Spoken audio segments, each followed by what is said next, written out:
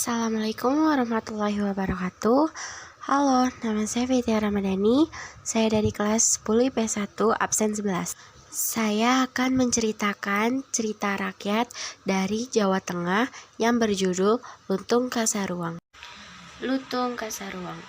Alkisah di Jawa Tengah tinggal seorang raja yang sangat bijaksana bernama Prabu Tapak Agung. Raja ini mempunyai dua orang anak yang bernama Purbasari dan Purbalarang.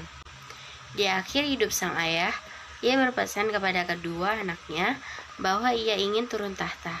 Ia meminta Purbasari agar menggantikan kedudukannya sebagai seorang pemimpin di kerajaannya. Kakaknya merasa tidak terima mendengar pesan tersebut karena ia merasa lebih pantas menggantikan ayahnya. Purbalarang akhirnya ingin mencelakai adiknya dengan menemui seorang nenek sihir.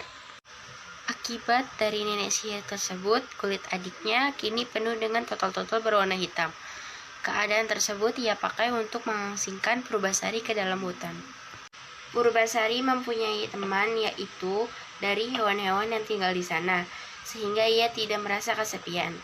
Salah satu hewan yang menemaninya adalah seekor kera yang selalu membawakan buah serta bunga untuk menghiburnya.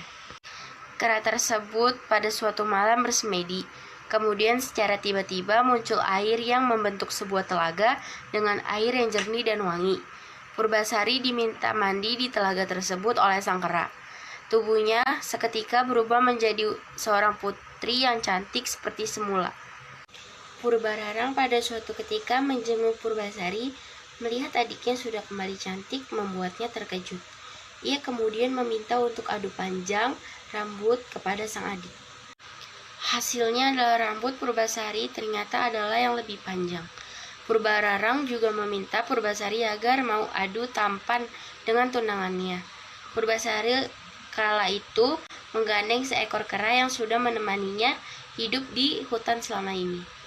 Keajaiban terjadi pada kera yang tiba-tiba berubah menjadi seorang laki-laki yang sangat tampan. Bahkan ia lebih tampan dibandingkan dengan tunangan Purbalarang, sehingga adu tampan tunangan dimenangkan oleh Purbasari. Kemudian Purbalarang meminta maaf kepada Purbasari dan mengakui kesalahannya. Setelah itu Purbasari akhirnya menjadi seorang pemimpin kerajaan warisan dari ayahnya yang bijaksana bersama Lutung tersebut. Kakaknya juga sudah dimaafkan oleh Purbasari. Ia tidak berniat untuk memberikan hukuman kepada kakaknya tersebut. Bahkan kata balas dendam pada sang kakak tidak terbesit sedikit pun. Purbasari akhirnya sudah hidup dengan bahagia bersama dengan sang kekasih hatinya. Pesan moral: setiap perbuatan buruk janganlah dilawan dengan perbuatan buruk juga.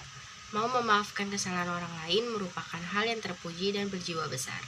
Sekian dari saya. Wassalamualaikum warahmatullahi wabarakatuh.